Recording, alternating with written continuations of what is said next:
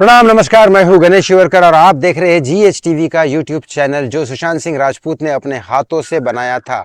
हजारों मुसीबतें आए मेरे ऊपर। बहुत सारे लोग बोलते हैं कि मुसीबतें से डर जाओगे क्या आप? बिल्कुल वो पॉसिबिलिटी नहीं है।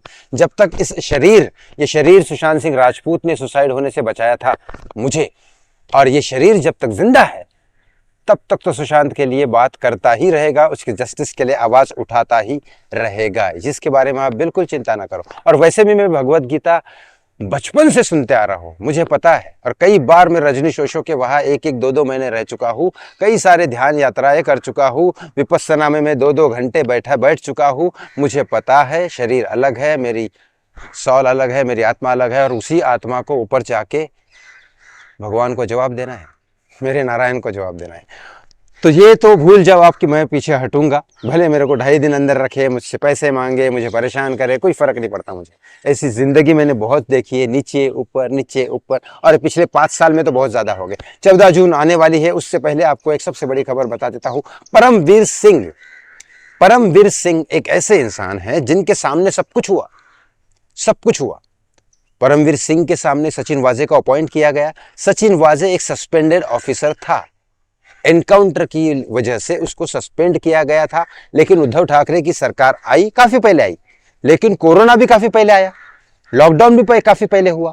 लेकिन 5 जून को सचिन वाजे को अपॉइंट किया गया, 7 जून को एकता कपूर की पार्टी हुई, 8 जून को दिशा सालियान की रात को हत्या हुई, 9 जून, 10 जून, 11 जून तक इन्वेस्टिगेशन चलता रहा कि भाई, और फिर उसका पोस्टमार्टम करके किया गया, बाद में बॉडी दी गई 3 दिन बाद।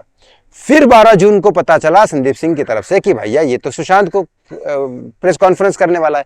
फिर सुशांत के लिए भी वापस से चलता रहा। तो परमवीर सिंह इस पूरे कांड में ये बोलता है कि सचिन वाजे ही सब कुछ कर रहा था, मैं तो सिर्फ नाम का कमिश्नर था, मेरी सिर्फ साइन चल रही थी, क्योंकि सचिन वाजे को अपॉइंट किया गया था मंत्री की तरफ से।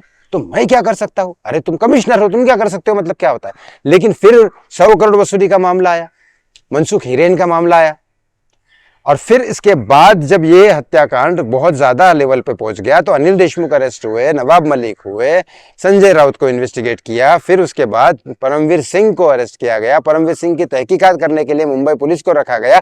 तब डर के मारे परमवीर सिंह ने कहा कि मेरी इंक्वायरी मुंबई पुलिस ना करे। ये मुंबई पुलिस का कमिश्नर ऑफिसर था जो कह रहा है कि मेरी मुंबई पुलिस इंक्वायरी ना करे, सीबीआई करे। और सीबीआई इंक्वायरी करने के बाद सीबीआई उसको सारे क्लीन चिट दे देती है, क्योंकि परमवीर सिंह निर्दोष है, परमवीर सिंह को नौकरी वापस मिलनी चाहिए, परमवीर सिंह जितने दिन सस्पेंड रहा उसको आधी सैलरी मिलनी चाहिए, परमवीर सिंह को पेंशन मिलनी चाहिए। परमवीर सिंह को आज पेंशन मिल रही है, परमवीर सिंह रिटायर हो चुका है, जब तक वो सस्पेंडेड था उसको आधी सैलरी मिली, उसके बाद पूरी सैलरी मिली, उसके बाद आज रिटायर होने के बाद पेंशन मिल रही है। और गवर्नमेंट के एक लेटर के हिसाब से, बीजेपी के एक मंत्री के लेटर पे उसको लीलावती हॉस्पिटल में, आज वो लीलावती का पूरा स्टाफ हैंडल कर रहा है, जहां पे सैफ अली खान पे अटैक हुआ था, जो 3 दिन में अच्छा खासा निकल गया था। ये परमवीर सिंह जो कभी भी दल बदल सकता है, वो परमवीर सिंह का खुद का स्टेटमेंट था कि मैंने सारे के सारे सबूत और एविडेंस सीबीआई को दे दिए 100 करोड़ वसूली मामले में। अनिल देशमुख मुझे कह रहे थे चुप रहे, बात मत कर, लेकिन फिर भी मैंने दे दिए हैं, मैंने अपना काम पूरा किया। अब परमवीर सिंह के ऊपर आप कैसे विश्वास कर सकते हैं? बताता हूं। परमवीर सिंह को पर्सनली जब पूछा गया था कि ये तो बहुत सारे हुए, पालघर का मामला हुआ, वो बेचारे साधु को कितना बुरी तरीके से मारा गया, वो तो मैं देख ही नहीं सकता वीडियो। लेकिन सुशांत सिंह राजपूत, दिशा सालियान के केस में भी, और 100 करोड़ वसूली के मामले में तो बताया आपने, ये केसेस के बारे में क्या आपने बताया? तो परमवीर सिंह ने खुद कहा है कि मैंने सारे स्टेटमेंट, सारी चीजें जितनी भी मेरे अंडर में लोगों ने की, मेरे थ्रू या मंत्रियों ने की या किसी ने भी की, वो सारी चीजें मैं दे चुका हूं एविडेंस के साथ। अब एसआईटी के पास एविडेंस है, सीबीआई के पास एविडेंस है, नारकोटिक्स डिपार्टमेंट के पास, मतलब एनसीपी के पास ड्रग्स से रिलेटेड सारे एविडेंस है। फिर उसके बाद ईडी के पास भी जांच पड़ताल के जो पैसे से रिलेटेड है, इनकम टैक्स से रिलेटेड है, वो सारे एविडेंसेस है।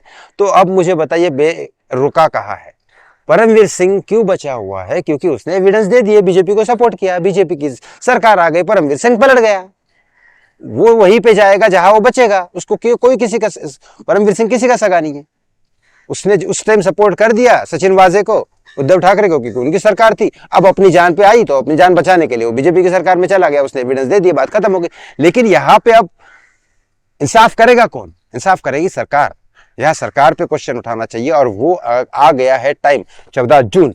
अगर आप 14 जून को ये नहीं कर सकते तो फिर कुछ नहीं कर सकते। और रही बात एविडेंस की, कई सारे सीसीटीवी फुटेज अब आपको यहाँ दिख रहे होंगे, वो सीसीटीवी फुटेज के पिक्चर्स और ये सारी चीजें तो सिर्फ पिक्चर्स है।